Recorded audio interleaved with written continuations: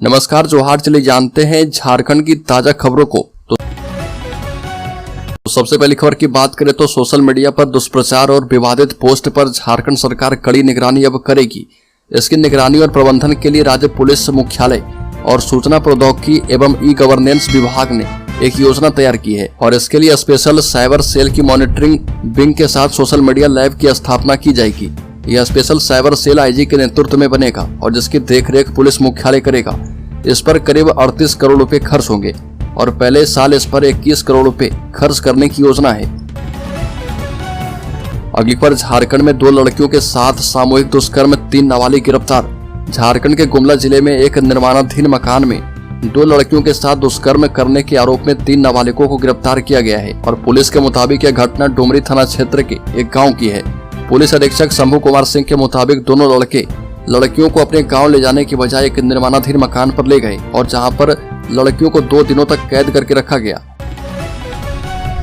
अगली खबर, उच्च शिक्षा के लिए नहीं भटकेंगे गढ़वा के विद्यार्थी, क्षेत्र में मिलेगी सुविधा।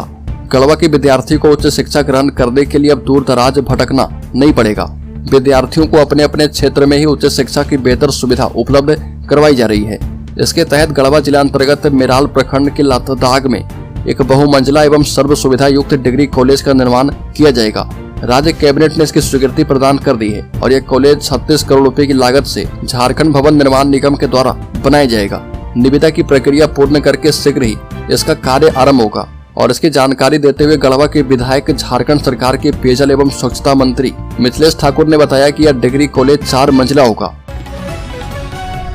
अगली पर पीएम ने किया पीएम सूरज पोर्टल का शुभारंभ। गवर्नर सीपी राधाकृष्णन ने कहा कि देश की प्रगति एवं सशक्तिकरण की दिशा में अहम कदम है। प्रधानमंत्री नरेंद्र मोदी के द्वारा पीएम सूरज पोर्टल के शुभारंभ के अवसर पर श्री कृष्ण लोक प्रशासन संस्थान रांची में आयोजित कार्यक्रम में झारखंड के राज्यपाल सीपी राधाकृष्णन ने कहा कि प्रधानमंत्री की यह एक अभिनव पहल है जो कि हमारे देश की प्रगति एवं सशक्तिकरण की दिशा में अहम कदम है और यह पोर्टल आय सृजन गतिविधियों के लिए ऑनलाइन आवेदन की सुविधा प्रदान करता है।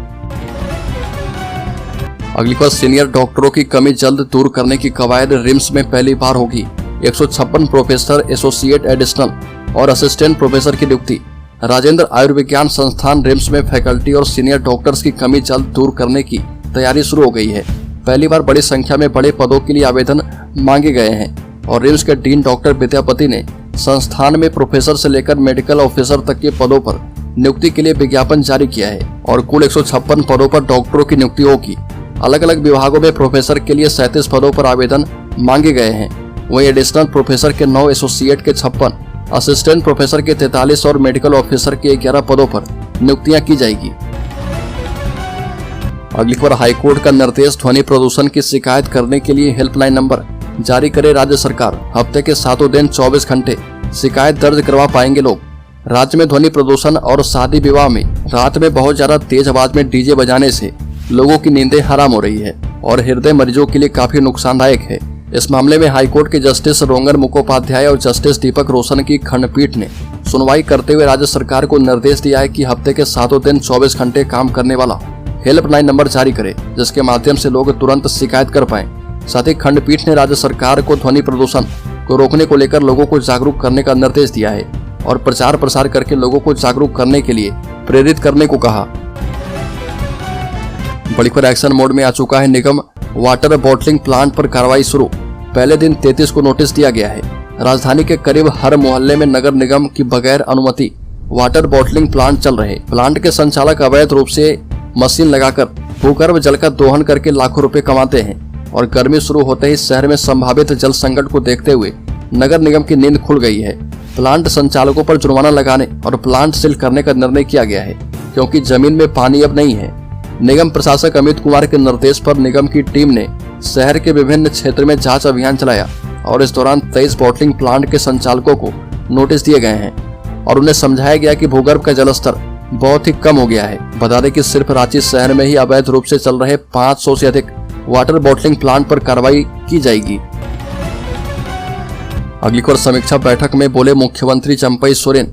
राजधानी रांची में तत्काल यातायात व्यवस्था को दुरुस्त करने का निर्देश दिया गया और राज्य में अपराध की घटनाओं पर लगाम लगाने का निर्देश दिया गया। जमीन खरीद बिक्री से जुड़े आपराधिक घटनाओं की जांच करके दोषियों पर कार्रवाई सुनिश्चित करें। धनबाद में विधि व्यवस्था का संधारण दुरुस्त करें और चिन्हित 369 बालू घाटों के संचालन का जिम्मा ग्राम पंचायत को दें और अवैध माइनिंग रोका जाए। अवैध खनन में शामिल लोगों पर कार्रवाई सुनिश्चित किया जाए और मुख्यमंत्री ने अपने अधिकारी को निर्देश दिया है। बड़ीखर भाकपा माले के विरोध में भाजपा का प्रतिवाद मार्च। कहा कि सरिया ओवरब्रिज मोदी की पहल पर बन रहा, माले इसका श्रेय लेना बंद करे। भाजपा ने भाकपा माले के विरोध में प्रतिवाद मार्च निकाला है, जो दयाल भवन से निकलकर स्टेशन रोड होते हुए पूरे सरिया बाजार में भ्रमण किया और बाद में झंडा चौक में नुक्कड़ सभा में तब्दील की गई। मार्च का नेतृत्व कर रहे मंडल के अध्यक्ष अजय यादव ने नुक्कड़ सभा को संबोधित करते हुए कहा कि भाजपा के कार्यकाल में हुए विकास कार्य को देखकर इंडी गठबंधन घबरा चुकी है, जिस कारण वो भाजपा के लिए काम का भी श्रेय लेने की फिराक में है। बड़ीखर जेपीएससी नियुक्ति मामले में सरकार की अपील याचिकाएं खारिज, 19 अधिकारी को बड़ी राहत। झारखंड हाईकोर्ट ने प्रथम एवं द्वितीय जेपीएससी संयुक्त सिविल सेवा प्रतियोगिता सहित 12 परीक्षाओं की सीबीआई जांच एवं राज्य सरकार की ओर से दायर अपील याचिकाओं पर सुनवाई की और जस्टिस रंगन मुखोपाध्याय एवं जस्टिस दीपक रोशन की खंडपीठ ने सुनवाई के दौरान राज्य सरकार एवं सफल अभ्यर्थी का पक्ष सुना है। इसके बाद खंडपीठ ने राज्य सरकार की ओर से दायर 10 अलग अलग अपील याचिकाओं को खारिज कर दिया और खंडपीठ ने कहा कि कई प्रतिवादियों की सर्विस को राज्य सरकार ने कंफर्म किया है। दोस्तों, खबरों में और भी आगे बढ़े उससे पहले अगर आपने हमारे चैनल को सब्सक्राइब नहीं किया तो सब्सक्राइब करने और बेल आइकॉन जरूर दबा लें, जिससे कि आपको झारखंड संध्या समाचार की वीडियो नोटिफिकेशन सबसे पहले प्राप्त हो। साथ ही एक और बड़ी खबर की बात करें तो झारखंड सरकार अब विदेशी पर्यटकों की सहायता एवं सुरक्षा के लिए उठाएगी अहम कदम। झारखंड हाईकोर्ट ने दुमका की हंसडीहा में स्पेनिश बोलने वाली महिला टूरिस्ट से हुई गैंगरेप की घटना पर स्वतः संज्ञान से दर्ज जनहित याचिका पर सुनवाई की। Acting chief justice S Chandrashekhar एवं जस्टिस नवनीत कुमार की खंडपीठ ने सुनवाई के दौरान राज्य सरकार का पक्ष सुना था। इसके बाद झारखंड सरकार ने खंडपीठ को बताया कि राज्य सरकार झारखंड की सीमा के अंदर आने वाले विदेशी पर्यटकों की सहायता एवं सुरक्षा को लेकर गंभीर है और इसके लिए शीघ्र ही एसओपी तैयार करके लागू की जाएगी। झारखंड में पर्यटन नीति लागू है और विदेशी पर्यटकों के लिए केंद्र सरकार ने गाइडलाइन भी निर्धारित कर दिया है। बड़ीखर हेमंत सोरेन की रिहाई के लिए राज्य में निकाला गया न्याय आक्रोश मार्च। समर्थकों की चेतावनी, कहा कि सड़कें जाम करेंगे, आर्थिक नाकेबंदी कर देंगे। बता दें कि हेमंत सोरेन के समर्थक एक नेता ने यहाँ तक कहा कि हम लोग ईंट से ईंट बजा देंगे और मार्च में शामिल महिलाओं ने कहा कि अगर हमारे आदिवासी मुख्यमंत्री हेमंत सोरेन को जल्द से जल्द नहीं छोड़ा गया तो जेल का फाटक तोड़कर उन्हें रिहा करेंगे। बता दें कि देश में एकमात्र आदिवासी मुख्यमंत्री को केंद्र की भाजपा सरकार ने CNT एक्ट जमीन पर फंसाया है और जिस तरह से मात्र 8 एकड़ जमीन खरीद बिक्री के झूठे मामले में जेल भेजा गया है वो बर्दाश्त नहीं करेंगे। बड़ीखर कांग्रेस के विधायक अम्बा प्रसाद ने जमीन पर किया अवैध कब्जा।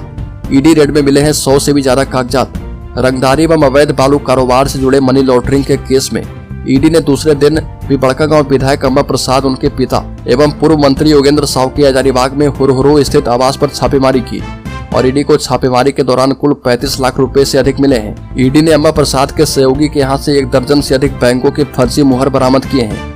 ईडी को आशंका है कि फर्जी कागजात बनाने के लिए विभिन्न बैंकों के फर्जी स्टाम्प का उपयोग किया जाता होगा।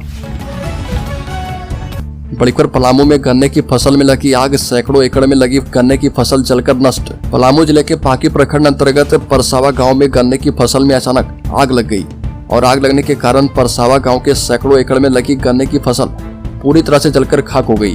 और घटना के बारे में मौके पर मौजूद किसानों ने बताया कि शॉर्ट सर्किट की वजह से अचानक खेत में आग लगी है। आग लगने के बाद सैकड़ों ग्रामीणों ने आग बुझाने का काफी प्रयास किया, लेकिन आग विकराल रूप लेने के कारण सैकड़ों एकड़ में लगे गन्ने की फसल को अपनी चपेट में ले लिया। अगली बार झारखंड की छवि हो रही खराब, अवैध खनन अपराध पर लगाएं लगाम। मुख्यमंत्री का अधिकारी को सख्त निर्देश। मुख्यमंत्री चंपई सोरेन ने कहा कि राज्य में अवैध खनन और बढ़ते अपराध पर लगाम लगाने की आवश्यकता है। अवैध खनन से राज्य की छवि खराब हो रही है और इससे जुड़े लोगों पर कानूनी कार्रवाई सुनिश्चित करें। मुख्यमंत्री ने कहा कि बिना चालान वाहनों में कोयला लोडिंग नहीं हो, इसके लिए खनन कार्य करने वाली कंपनी की जिम्मेदारी तय करें। समीक्षा के दौरान अधिकारियों ने मुख्यमंत्री को जानकारी दी कि 31 जनवरी 2024 तक अवैध खनन से संबंधित 1632 FIR दर्ज किए गए हैं। बड़ीखर अब ईडी के अधिकारी को भी मिला है नोटिस। रांची पुलिस ने पूछताछ के लिए बुलाया। हेमंत सोरेन ने SC/ST थाने में दर्ज करवाया था मामला। रांची पुलिस ने हेमंत सोरेन के द्वारा SC/ST थाने में दर्ज केस में ईडी के अधिकारी को पूछताछ करने के लिए नोटिस भेज दिया है और ईडी के एडिशनल डायरेक्टर कपिल राज, असिस्टेंट डायरेक्टर देवव्रत झा, अनुपम कुमार, अमन पटेल को रांची पुलिस ने CRPC 41A के तहत नोटिस भेजकर पूछताछ के लिए बुलाया है। गोंदा थाने के इंस्पेक्टर नवल सिन्हा को रांची पुलिस ने इस मामले में अनुसंधान पदाधिकारी बनाया है। बड़ी खबर, झारखंड आ रहे धीरेन्द्र शास्त्री, इस जिले में लगाएंगे दिव्य दरबार। बाबा बैद्यनाथ की नगरी देवघर में बागेश्वर धाम सरकार धीरेन्द्र नाथ शास्त्री प्रवचन करेंगे और संभावना है कि वह दरबार भी लगाएंगे और देवघर कॉलेज मैदान में उनका कार्यक्रम किया जाएगा। गोड्डा से भाजपा के सांसद निशिकांत दुबे ने इस बात की जानकारी देते हुए बताया कि 14 और 15 मार्च को देवघर में धीरेन्द्र शास्त्री का प्रवचन होगा और इसकी तैयारी शुरू कर दी गई है। बता दें कि जानकारी के मुताबिक प्रसिद्ध कथावाचक बागेश्वर धाम सरकार धीरेन्द्र शास्त्री के आगमन को लेकर तैयारी शुरू है और देवघर में उनका पहला कार्यक्रम होने वाला है। अगली खबर, गृह मंत्री अमित शाह ने सिटीजन अमेंडमेंट एक्ट CA पर चल रही पॉलिटिक्स पर बात रखी और अमित शाह ने CA का विरोध कर रही बंगाल की मुख्यमंत्री ममता बनर्जी को लेकर कहा कि उन्हें शरणार्थियों और घुसपैठियों के बीच अंतर नहीं पता है। न्यूज एजेंसी NI को दिए इंटरव्यू में गृह मंत्री ने कहा, मैं ममता बनर्जी से अपील करता हूं कि राजनीति करने के लिए और भी कई मुद्दे हैं। कृपया बांग्लादेश से आने वाली बंगाली हिंदुओं का विरोध न करें। आप भी एक बंगाली हिंदू हैं। और ममता बनर्जी ने कहा था कि वो CA को लेकर लागू होने नहीं देगी और उन्होंने बंगाल के लोगों से अपील की कि सिटीजनशिप के लिए अप्लाई न करें। ऐसा करने से वो अवैध प्रवासी की लिस्ट में आ जाएंगे और उनके अधिकार छीन लिए जाएंगे। अमित शाह ने ममता बनर्जी को चैलेंज करते हुए कहा कि ममता बनर्जी राष्ट्रीय मुद्दे और सुरक्षा के मुद्दे पर राजनीति करती है और लोग उनका साथ अब नहीं देंगे। मैं ममता बनर्जी को चैलेंज करता हूं कि वो बताएं कि इस एक्ट का कौन सा नियम किसी की नागरिकता छीन रहा है। वो सिर्फ वोट बैंक के लिए हिंदुओं और मुस्लिमों के बीच दूरी और डर बना रही है। अगली खबर, सहायक बने पंचायत सेवक मिलेगा 2500 रुपया। झारखंड में पूर्व से कार्य करने वाले पंचायत स्वयंसेवकों से पंचायतों में प्रस्तावित हेल्प डेस्क में पंचायत सहायक के रूप में काम लिया जाएगा। पंचायत सहायक के रूप में उन्हें काम के लिए हर महीने 2500 रुपये मानदेय मिलेगा और 1 साल के बाद ग्राम सभा उनके कामों की समीक्षा करेगी और उनका अवधि विस्तार हो पाएगा। मुख्यमंत्री चंपई सोरेन की अध्यक्षता में आयोजित कैबिनेट की बैठक में इस पर मुहर लगाई गई है। कैबिनेट में 30 प्रस्ताव को मंजूरी दी गई है। अगली खबर, झारखंड के शेयर होल्डर्स के लिए बड़ी खबर, टाटा मोटर्स से लेकर ITC तक 10 शेयरों पर निवेशक रखे नजर। बता दें कि टाटा मोटर्स तमिलनाडु में कारखाना लगाने के लिए 9000 करोड़ रुपए का निवेश करेगी और कंपनी ने इसके लिए प्रदेश सरकार के साथ एक समझौता ज्ञापन पर हस्ताक्षर कर लिए हैं। और ब्रिटिश कंपनी BAT PLC ने ITC लिमिटेड में 3.5% हिस्सेदारी को 17,485 करोड़ रुपए में बेच दी है।